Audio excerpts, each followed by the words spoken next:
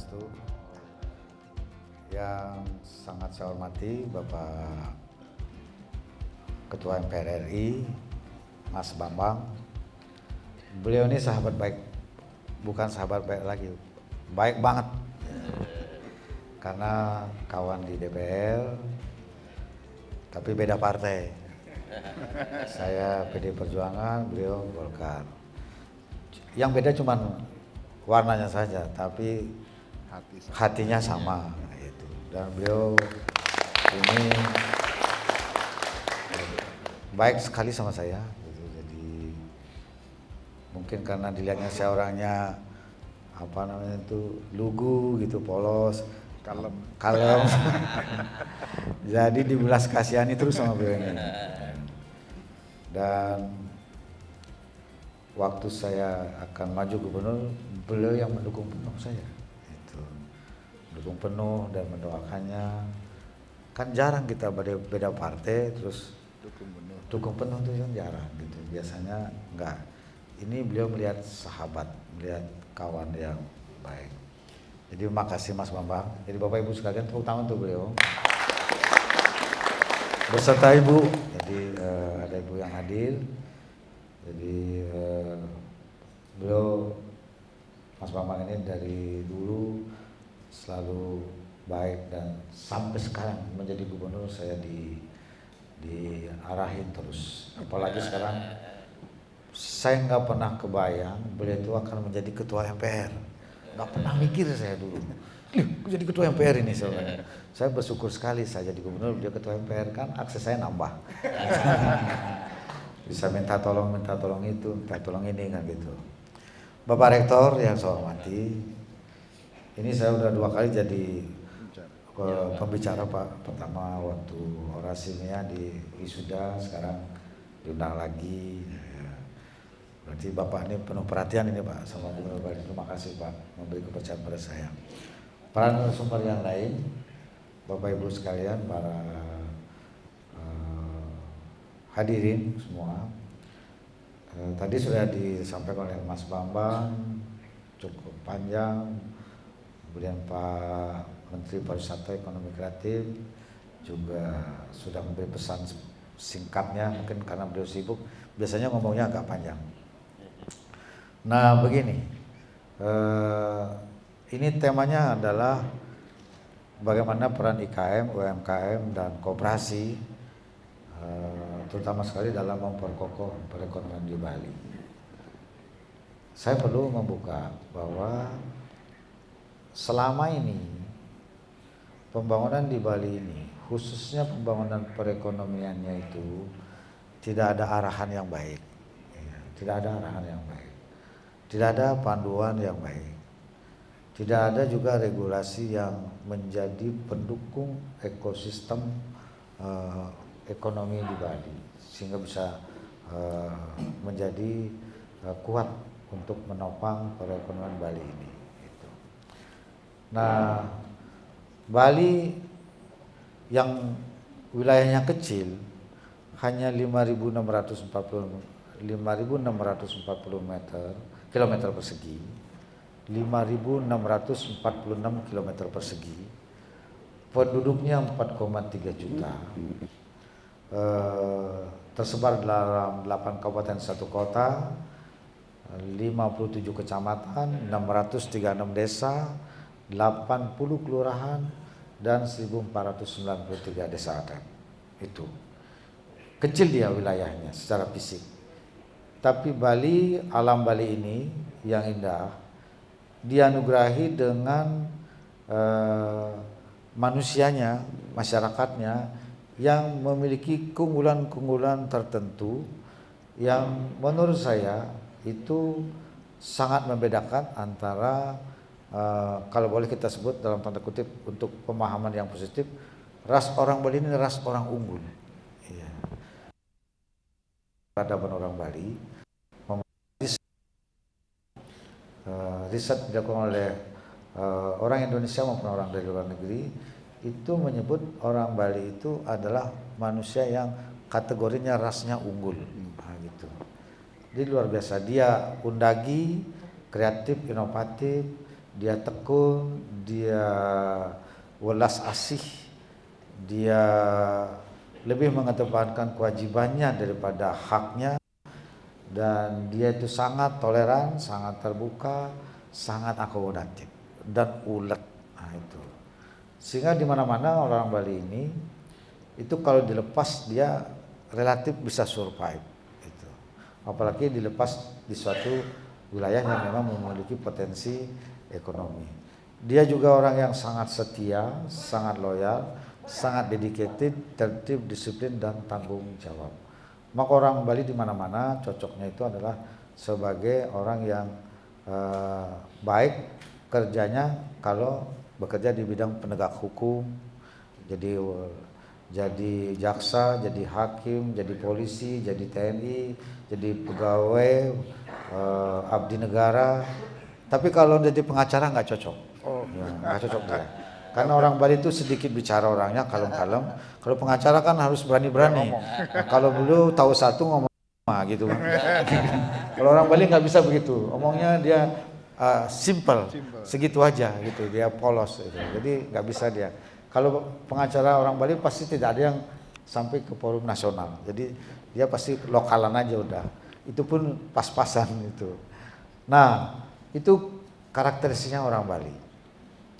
Kemudian dianugerahi budaya yang sangat kaya, unik, dan unggul.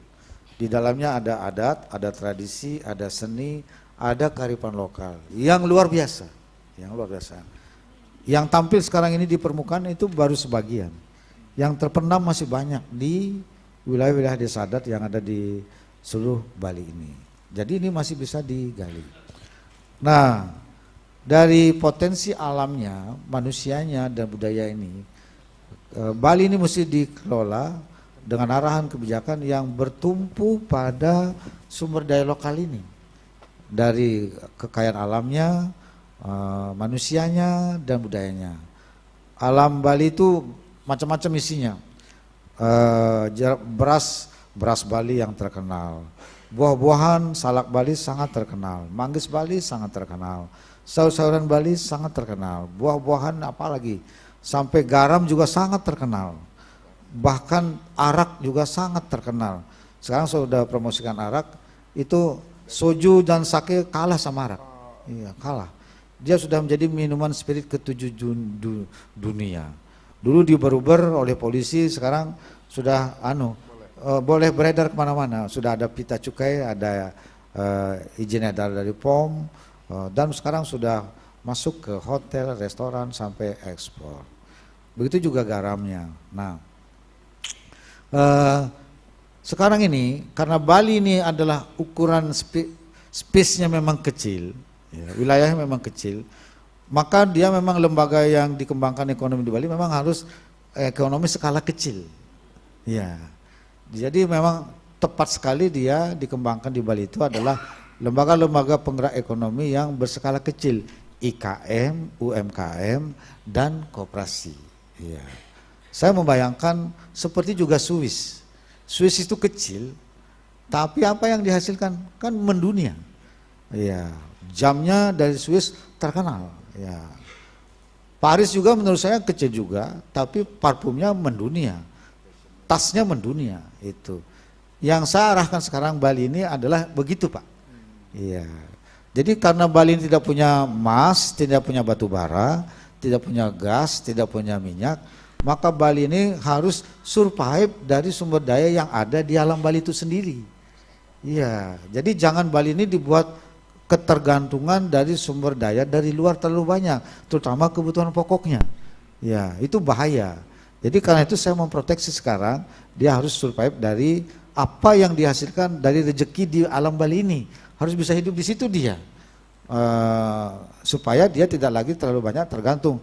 Kalau pakai tas Lupitong itu bolehlah gitu kan. Tapi kalau sekarang di IKM ini sudah ada tas yang mau kelasnya bagus, nggak kalah, cuma merek aja. Jadi kita bikin aja merek Bali ini terkenal kan gitu. Itu kan cuma akal-akalan dagang aja sebenarnya itu. Nah, di hulu, nah, kalau kita bicara IKM, UMKM, koperasi ini, bicaranya 3, hulu, tengah, hilir. Nah, di hulu sudah tersedia manusia yang mampu berkreasi, berinovasi, dan ada budaya yang sangat kuat untuk dijadikan sebagai basis untuk mengembangkan kreasi, mengembangkan kerajinan rakyat. Bikin anting, bikin tas, bikin jam, bikin souvenir, bikin apa-apa segala macamnya. Itu nggak ada yang ngalahin kreasinya orang Bali, ya nggak ada yang ngalahin. Rajin sekali itu. Nah, itu modal utama. Kemudian dia butuh teknologi sederhana, teknologi tepat guna, tersedia sekarang. Kemudian dia butuh modal, ada kurs sekarang. Ya, sekarang kita tinggal lembaganya ini harus kita bina dengan baik, IKM-nya, UMKM-nya dan macam-macam koperasi. Bahkan dengan ada peraturan Menteri Hukum dan HAM sekarang itu yang satu orang bisa bikin persero, kan bagus sekali itu. Ya, jadi ini akan kita dorong lagi untuk menjadi lembaga perekonomian rakyat. Jadi di hulu sebenarnya kita tinggal mendorong Pak, mendorong agar dia membuat suatu produk yang khas Bali. Ini yang kami sekarang arahkan. Kemudian di tengah ini adalah pendampingan, edukasi, sosialisasi, serta bagaimana meningkatkan nilai tambahnya di tengahnya ini. Kalau hilir di Bali ini, saya dorong dulu pasarnya ini adalah orang Bali sendiri. Ya, jadi yang menjadi pasar ini harus orang Bali sendiri dulu. 4,3 juta penduduk orang Bali ini itu harus menjadi market dari produk lokal Bali. Jadi supaya dia dari Bali, oleh Bali, untuk Bali, itu dia, dari rakyat Bali, oleh rakyat Bali, untuk rakyat Bali. Itu dulu. Maka saya mengeluarkan peraturan gubernur nomor 99 tahun 2018 tentang pemasaran dan pemanfaatan produk pertanian, perikanan, dan industri lokal Bali. Jadi itu dulu kita pakai. Jadi kayak baju yang saya pakai ini yang memproduksi orang Bali, IKM Bali, UMKM Bali yang menjual koperasinya dan ada passionnya. Tapi yang belanja kita. Maka saya setiap hari Selasa mengeluarkan kebijakan dengan surat edaran harus menggunakan busana berbahan endek. Sekarang berkembang Pak, IKM, UMKM, koperasinya yang dulunya mati, sekarang berkembang cepat sekali. Motifnya, fashionnya, bahkan menjadi busana kantor, perbankan, apalagi setelah kerjasama Christian Dior. Kan Christian Dior kerjasama dengan Pemprov Bali menggunakan endek Bali untuk produknya tahun 2021. Ya, jadi makin terkenal Pak. Nah, kemarin waktu G20 juga pakai endek Pak. Ya, pakai endek Bali. Jadi produk lokal Bali. Tapi ini Mas Ketua MPR, ada yang nggak beres ini di negara kita ini, di daerah-daerah kita ini. Di Troso Jawa Tengah itu tukang ngambil motif dari luar, diproduksi dengan mesin Troso. Kekhasan motif Bali, NTT, Papua, NTB, dari mana-mana itu diproduksi dengan mesin sana.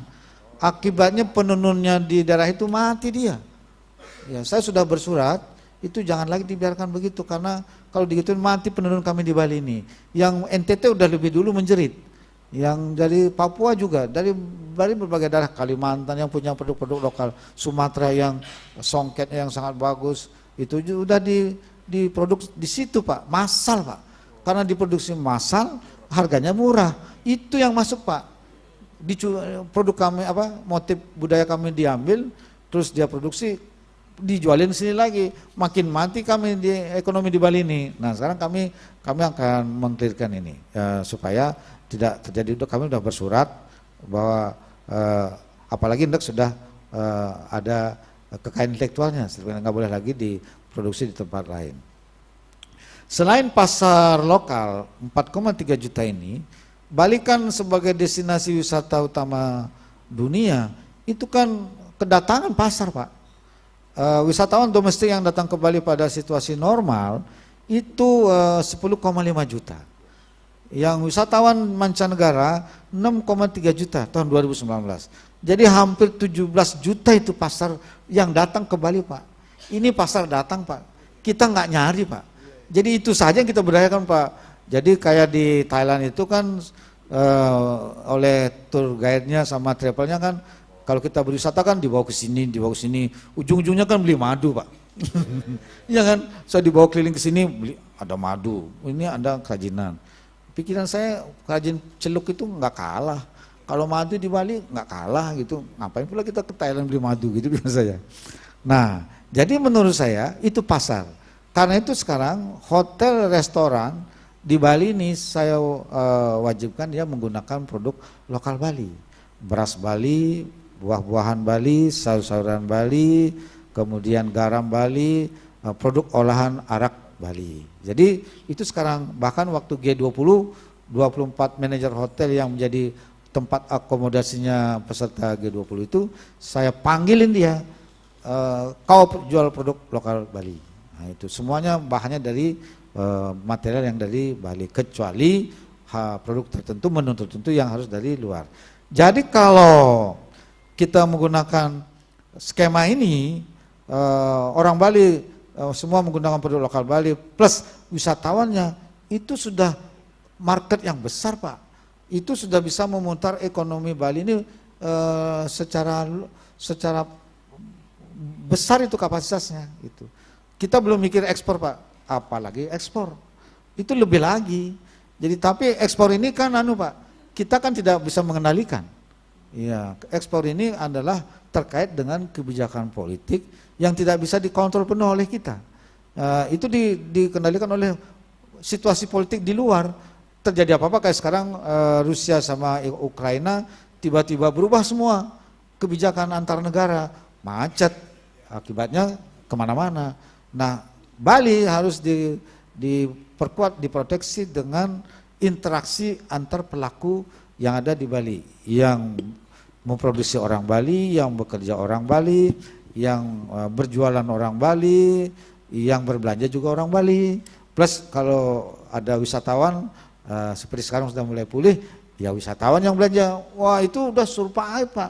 Sekarang ini Pak, saya contoh ini, waktu pandemi, pariwisata Bali ini kan kontribusinya 54% lebih untuk ekonomi Bali Pak. Karena pariwisata terpuruk selama pandemi, 2020 minus 9,31% Pak pertumbuhan ekonomi Bali. 2021 minus 2,47%. 2022 karena sudah pulih pandeminya, sekarang sudah mengatakan saya sudah pulih. Saya sih sudah ngusulin PPKM cabut aja di Bali gitu, karena saya udah 2 kali ngomong sama Pak Menko, PPKM di Bali cabut aja sudah normal aja situasinya ini sekarang gitu, karena boosternya sudah lebih dari 80%. Ya udah tertinggi di Indonesia Pak Bali ini Pak. Jadi sangat kondusif. Nah dengan pulihnya pariwisata mulai perlahan karena pandemi sudah membaik. Triwulan 1 2022 sudah tumbuh positif 1,46%. Dari minus 12-an tadi Pak. Dari minus 9,31 Pak. Ya. Triwulan kedua tumbuh 3,04% positif. Triwulan 3 yang ini yang mengagetkan Pak. Jauh dari